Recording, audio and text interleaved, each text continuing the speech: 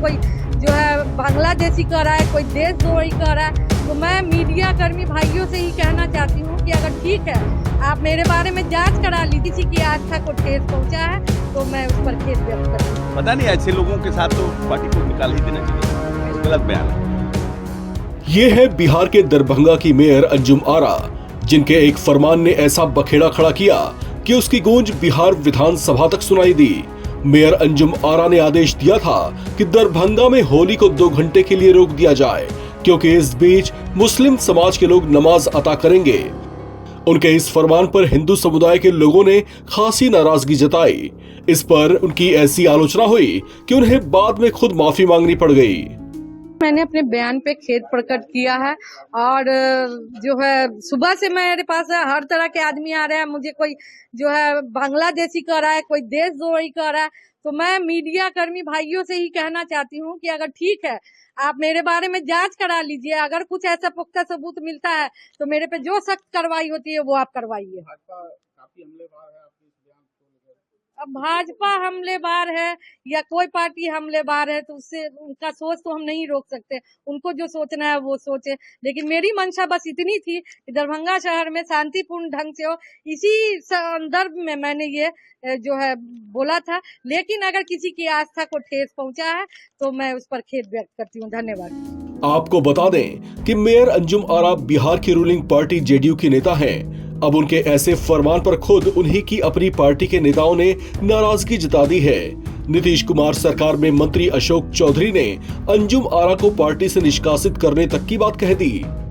नहीं, हम लोग उनके बयान से कोई रास्ता नहीं रखते हैं, गलत बयान है। इस तरह का बयान सामाजिक सौहार्द को बिगाड़ने वाला बयान है। होली के दिन आप होली बंद कर दीजिए, ये कर दीजिए, सब गलत बयान है। प्रेम भाईचारा के साथ बिहार चलता है, सब लोगों को, सभी जाति धर्म के लोगों को साथ लेकर हमारे नेता का नारा है पूरा बिहार मेरा परिवार और न्याय के साथ विकास। तो किसी के साथ अन्याय ना हो, किसी के साथ इस तरह का तो बिदंगड़ा देने वाला बयान है ना, सिर्फ मीडिया में चाहने के लिए कोई बयान वो गलत है। सब बयान से हम लोग तफरका नहीं रखते हैं। पार्टी के स्तर पर कार्रवाई ऐसे लोगों पर करना चाहिए। नहीं, जेडीयू की है कि नहीं है, कहाँ है, अब तो पता नहीं। ऐसे लोगों के साथ तो पार्टी को निकाल ही देना चाहिए, ऐसे लोगों को, गलत बयान है। वहीं बीजेपी सांसद अशोक कुमार यादव ने उनकी कड़ी आलोचना करते हुए कहा कि एक मेयर की ऐसी सोच निंदनीय है और उनको माफी मांगनी चाहिए। बहुत बड़ा पर ब्रेक कर दीजिए, क्योंकि हम नमाज का समय एक्सटेंड नहीं कर सकते। देखिए, होली वर्ष में एक बार आता है और ये हिंदुओं का बहुत बड़ा त्योहार है। तो इस तरह का वक्तव्य देना ये सांप्रदायिकता से प्रेरित है और वे दरभंगा के मेयर मतलब प्रथम नागरिक, और इस तरह का वक्तव्य देना ये उनको शोभा नहीं देता है। उनको बल्कि हिंदू का जो त्योहार होली है उसमें सहयोग करना चाहिए, आगे आके उनको स्वागत करना चाहिए। इस तरह का वक्तव्य नहीं देना चाहिए, ये बिल्कुल ही इसकी मैं निंदा करता हूं और इनको ये शब्द वापस लेना चाहिए। देखिए, जुमे का अपना इनका होता है, साल भर में हर जुमे का नमाज अदा की जाती है, तो मुझे लगता है कि कहीं भी जुमे की नमाज में कहीं कोई समस्या नहीं आती है।